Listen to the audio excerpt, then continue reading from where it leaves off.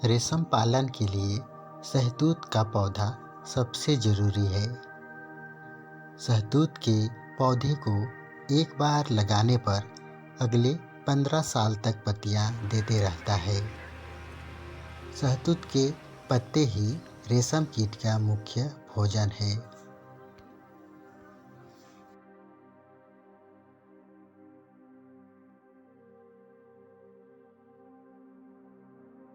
वो कीड़ा को जैसे यहाँ से हम लोग छोटा निकलता है ना, उस टाइम यह फैलाते हैं। जैसे अंडा से निकलने के बाद पत्ती देते हैं, बारीक बारीक, एकदम बारीक ऐसे काट के देते हैं, एकदम बारीक ऐसे। उसके बाद हम लोग किसान को दे देते हैं यहाँ से बड़ा होने के बाद।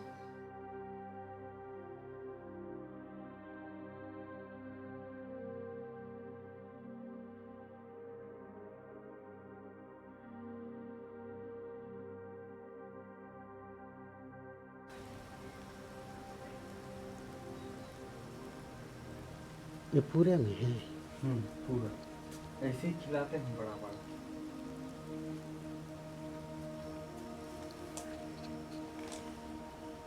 कितने दिन में खिलाते हैं?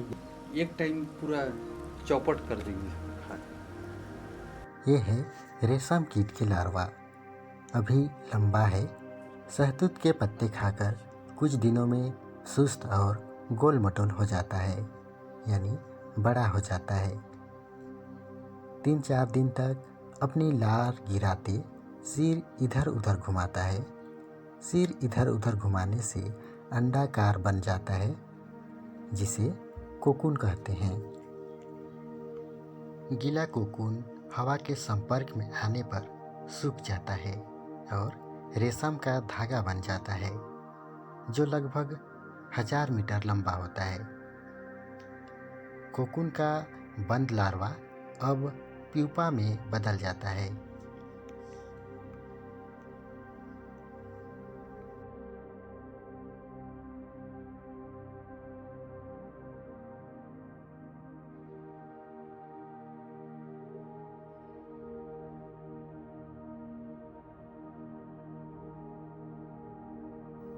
कुछ दिनों के बाद प्यूपा में से पंखदार नर और मादा कीट कोकून को काटकर बाहर निकलता है।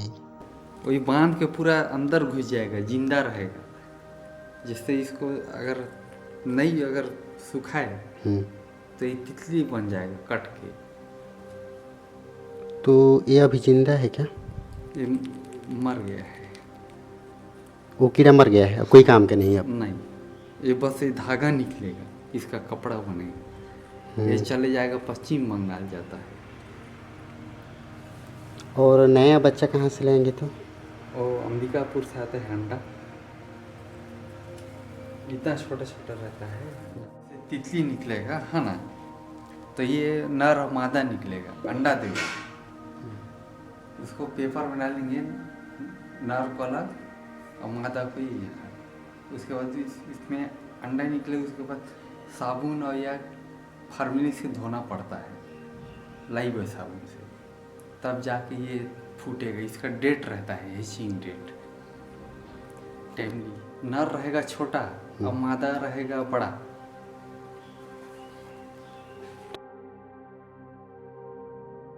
ये देखिए, इसमें मैं किया हूँ वीडियो, जीवाइंट ऐसा लगता है।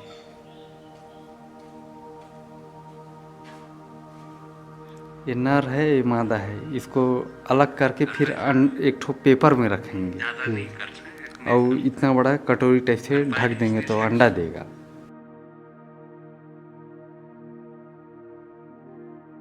कुछ दिनों के बाद प्यूपा में से पंखदार नर और मादा कीट कोकून को काटकर बाहर निकलता है।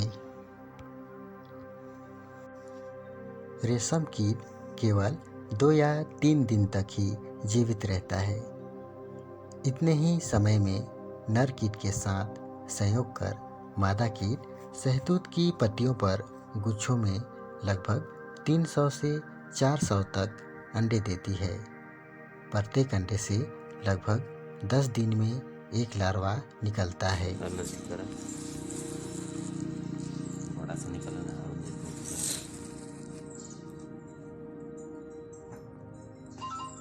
अरे बंद कर दीस क्या करिए करबे चालू ज़्यादा नहीं करते हैं, इतने करते हैं कर पाए ढीस नहीं से करते कोई पेट फूल किसने पेट तो ये पक के मान के चलो वैसे ही बांधेगा। उसके बनाने के लिए देखिए इसे काट के रखते हैं, ये है उसका खाना। अभी ये खा के ख़त्म करेगा तो पूरा उसको देना पड़ेगा। फिर से देना पड़ेगा। हाँ, जैसे हमको कपड़ा की ज़रूरत है तो इसको बड़ा सा एक ठो हीटर टाइप से मशीन रहता है, उसमें हम लोग डाल देते हैं तो मर जाता है पूरा, कीड़े ही मर जाता है। 12 से 15 दिनों में प्यूपा का शरीर पूरी तरह से पूरा कीट बन जाता है, पंख भी निकल आता है और कोकून को एक तरफ से काटकर बाहर आ जाता है। इससे कोकून का रेशमी धागा कई टुकड़ों में टूटकर बर्बाद हो जाता है। इसलिए रेशम प्राप्त करने के लिए पूरा कीड़ा निकालने से पहले उबलते पानी में कोकून को डालकर अंदर के पूरे कीड़े को मारकर धागे को अलग कर लेते हैं। इस तरह रेशम के कीड़ों से रेशम बनाया जाता है और उसके बाद इन रेशमी धागों, कपड़े आदि की मदद से चीज़ें बनाई जाती है। कैसे बेचते हैं उसको? तौल में कि? हाँ, तौल में जाता है। जैसे मान के चलिए अभी हम लोग 2.5 कुंटल बेचे हैं, वो जाएगा सीधा पश्चिम बंगाल। तो 1 कुंटल का कैसे कितना मिल जाता होगा? जैसे इसका भी वजन काटना पड़ता है तो मान के चले हमको 20 दिन में बेचे तो हमको 2 लाख 2.5 लाख का फायदा हो जाता है। इसी में तौल के देते हैं क्या? हाँ, इसी में एक ठो और है, जाली है, जाली को भी दिखा दे रहा हूँ।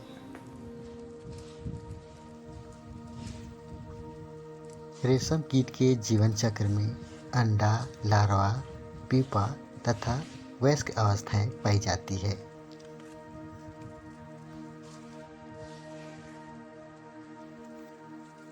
भोजन की जरूरत केवल लार्वा अवस्था में होती है। जब यह कोकून के भीतर यानी प्यूपा अवस्था में हो तब भोजन की जरूरत नहीं होती।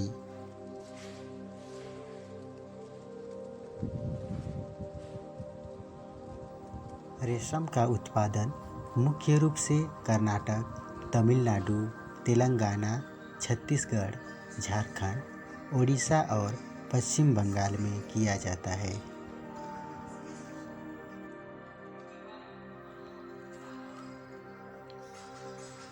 अब झारखंड के तमाम उत्पादन केंद्रों में अहिंसा सिल्क के धागे बनाए जा रहे हैं। सिल्क के निर्माण में रेशम के कीड़ों को नहीं मारते, इस कारण इसे अहिंसा सिल्क कहा जाता है। रेशम निर्माण की प्रचलित विधि में कोकून का मुंह बंद होता है। ऐसे में कोकून को उबालने के बाद धागा निकाला जाता है। इस प्रक्रिया में रेशम के कीड़े उबालते वक्त मर जाते हैं, लेकिन अहिंसा सिल्क के कोकून का मुंह खुला होता है। इन्हें बगैर उबाले धागा निकाल लिया जाता है। इसके बाद रेशम के कीट उसी कोकून में छोड़ दिए जाते हैं। वे बाद में तितली बनकर बाहर निकल जाते हैं। इसमें रेशम के कीड़ों की जान नहीं जाती। थोड़ा सा निकलना और देखना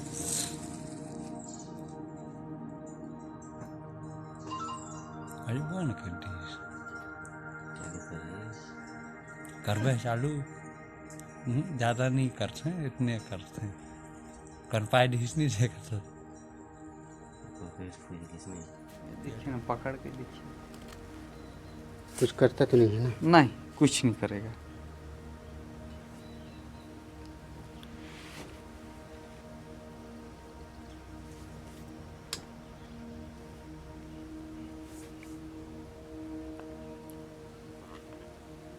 और ये पक जाएगा अभी। अंदर ये कैसे पकेगा? जिससे ये हल्का पीलापन हो जाएगा। यानी कि आज इसका है 10 बजे, पूरा ये पीला हो जाएगा। उसके बाद ये बांधने लगेगा, बांधेगा उसका दिखा रहा है।